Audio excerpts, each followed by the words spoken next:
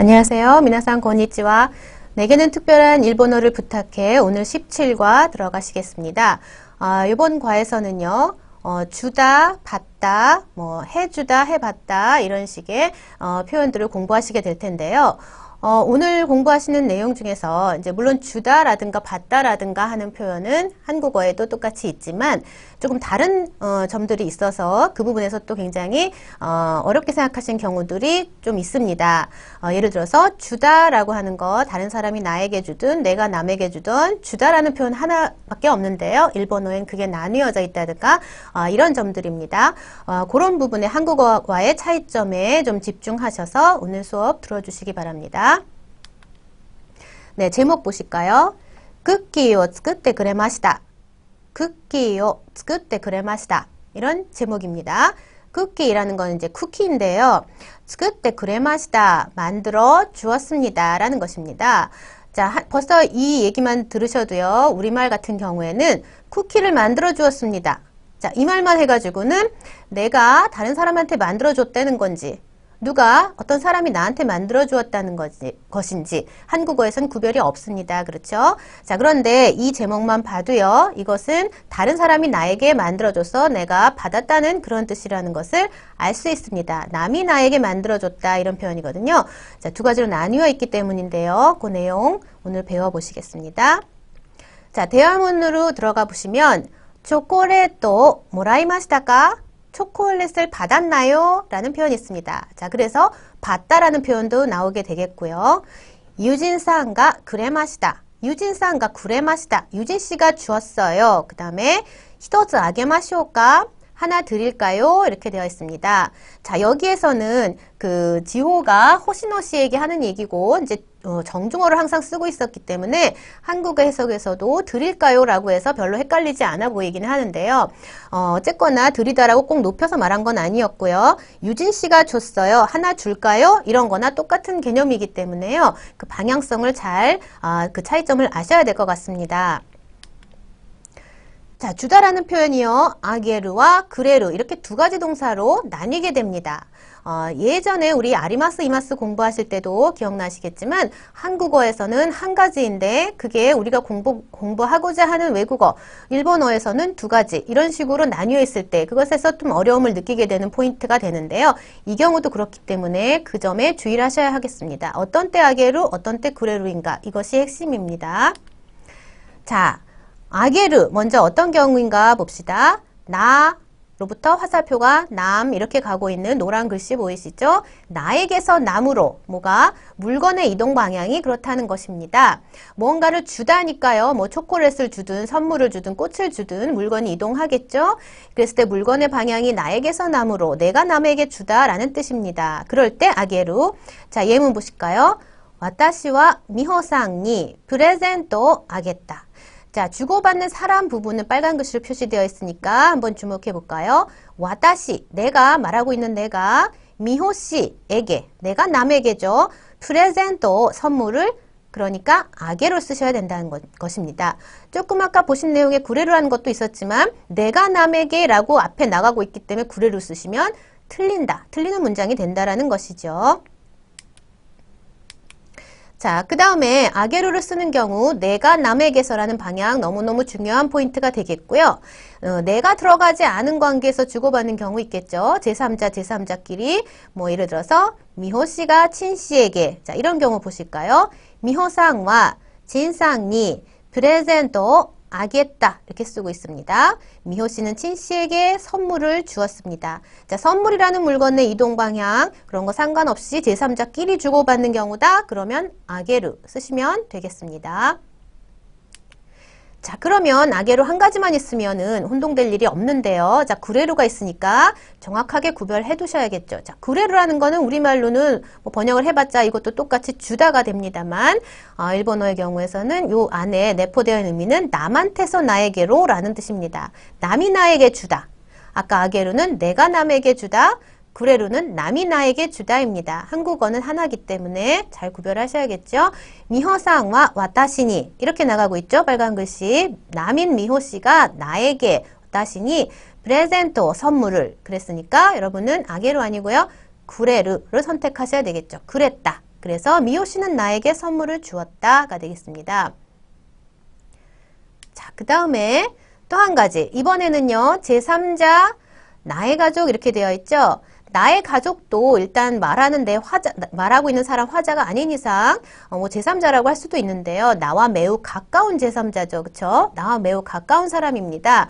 이런 경우일 때는 내가 마치 받는 것처럼, 그게 마치 한 그룹 한 통 속인 것처럼 받다와 내가 받는 사람 입장이 돼서 나와 동일시된 표현, 즉 구레루를 쓰셔야 된다는 것입니다. 자, 이문 보실까요? 미호상과 이모더니 프레젠토 그랬다. 이렇게 쓰고 있는 예문 보시죠. 굉장히 중요한 포인트가 되겠는데요. 자, 이모토라고 빨간 글씨로 되어 있는데요.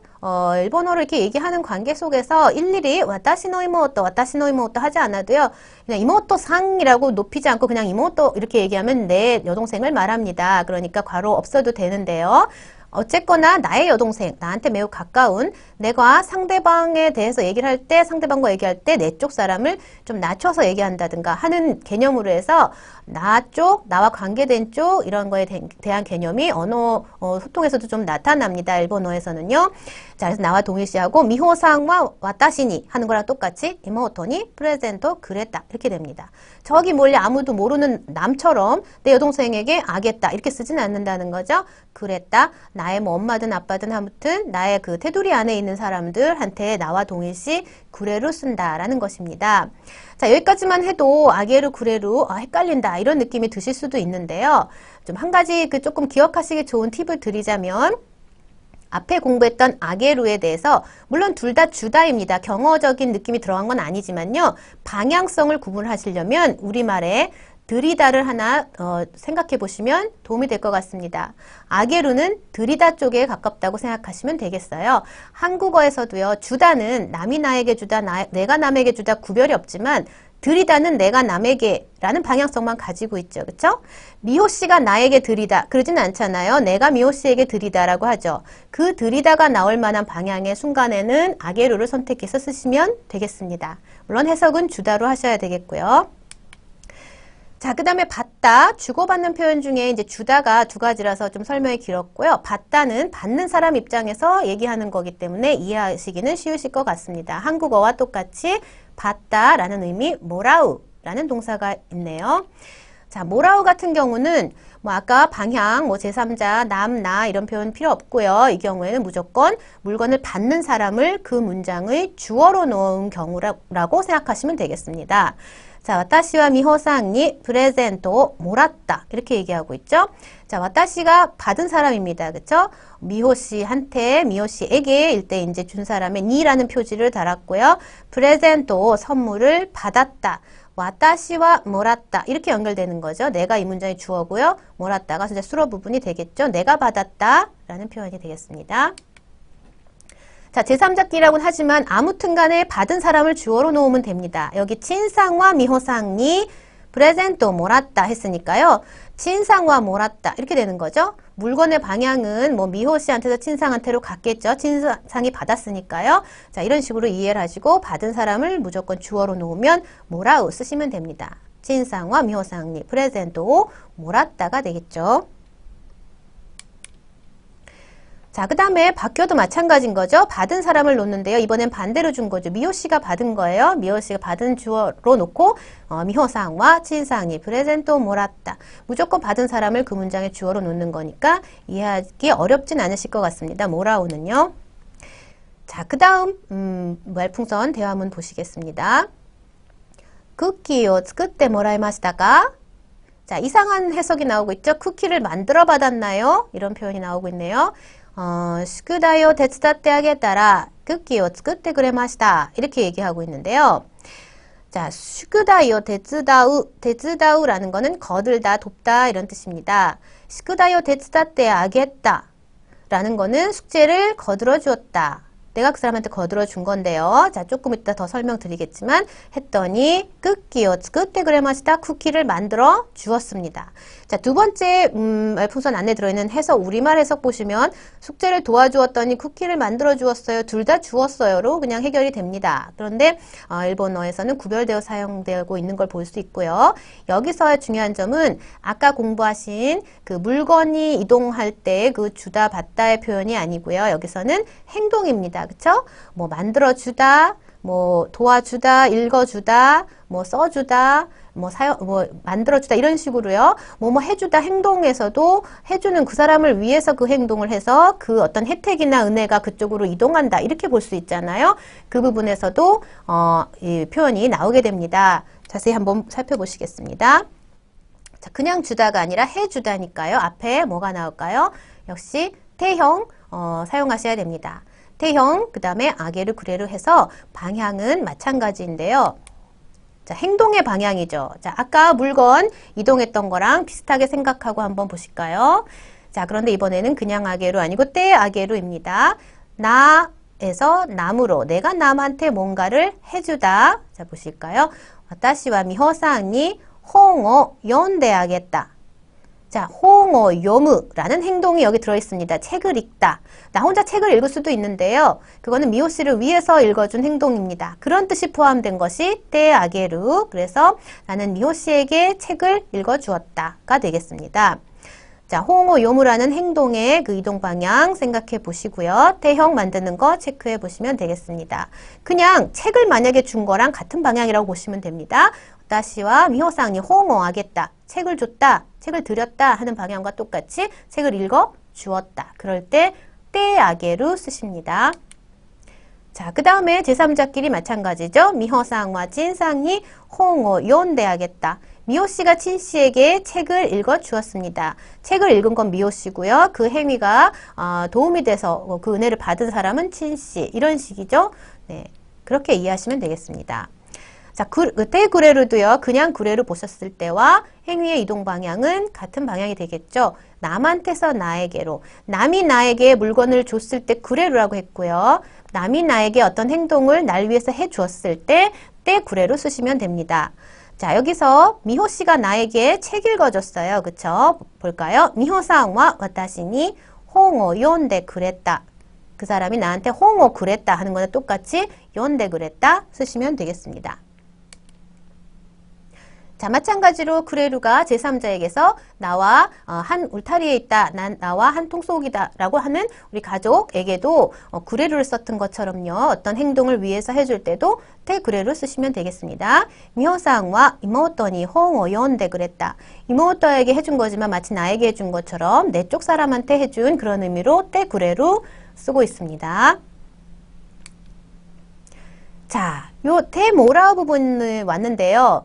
자, 여기 어쩌면 오늘 아게르 구레루의 그 방향성 이해하시는 것보다 더 헷갈리실 수도 있습니다. 이걸 사용한 일본어 문장 자체가 한국어와 좀 맞지가 않습니다. 한국어에서 잘 사용하지 않는 구조, 그런 문형틀로 되어 있다 보니까 조금 어색하게 해석이 되고요. 뭐 의역이 필요하기도 하고 그런 부분이라서 조금 미리 긴장을 하시고 집중을 하셨으면 좋겠습니다.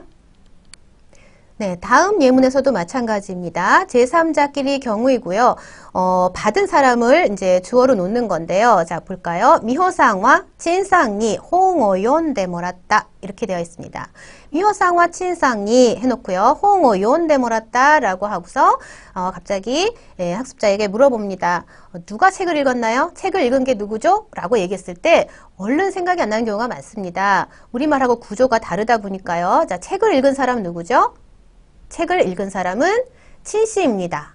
이 문장 전체 안에 또 다른 그 숨어있는 문장은 뭐냐면 친씨가 주어가 돼서요. 친상가 홍어 요온다 라는 사실이 들어있는 것입니다. 친상가 홍어 요온다 이렇게 되어 있는데요. 그렇게 친씨가 책을 읽다 라는 행위 자체가 도움이 되어서 돌아온 그걸 받은 사람은 미호씨 그리고 도움받은 그 미호씨를 주어로 놓고 있는 구조의 문장입니다. 그래서 전체 문장의 주어는 미호씨가 되겠습니다. 미호상이 되겠고요. 수어는 몰았다입니다. 그래서 미호상과 몰았다. 이게 책이면 간단한데요. 그죠? 책을 받았다 괜찮은데요. 책을 읽어줌을 받은 것입니다. 그래서 이렇게 생각하시면 됩니다. 전체 문장에서 뭔가를 받은 사람, 모라타의 주어는 미호상, 그 다음에 책을 읽은 동작주, 책을 읽은 주체는 친씨입니다. 이런 구조를 가지고 있는 것이 한국어적인 문법 구조에는 좀 영 낯설기 때문에 약간 그때그때 처음에 초급 과정에서는 직역이 필요한 것 같습니다. 그래서 미호 씨는 친 씨에게 책을 읽어받았다 이런 식으로 이해하시고 머릿속으로는 친 씨가 미호 씨에게 책을 읽어줬구나. 책 읽은 사람은 친 씨고 미호 씨는 그걸 듣고 있구나. 이렇게 이해하실 수 있도록 충분히 이 구조에 대해서 익숙해지시고 좀 많이 접하시고 연습하셔야 될 것 같습니다. 한국어하고 다른 특징을 가진 것들이 주로 우리가 틀리지 않도록 집중해야 될 그런 포인트인 것 같습니다. 네, 오늘 뭐 주다, 받다, 또 해주다, 그리고 약간 낯선 해봤다, 뭐 이런 표현들까지 공부를 해보셨습니다. 어렵게 생각하면 어려울 수도 있고요.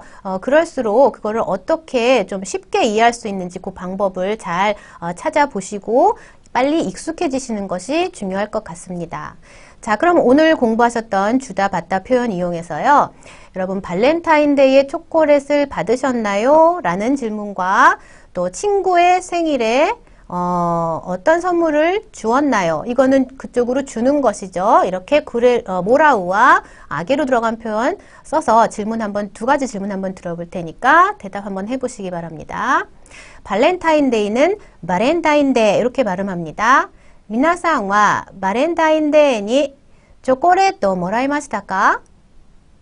友達の誕生日にどんなプレゼントをあげましたか? 네, 일본어로 적절한 대답 생각해 보시기 바랍니다. お疲れ様でした。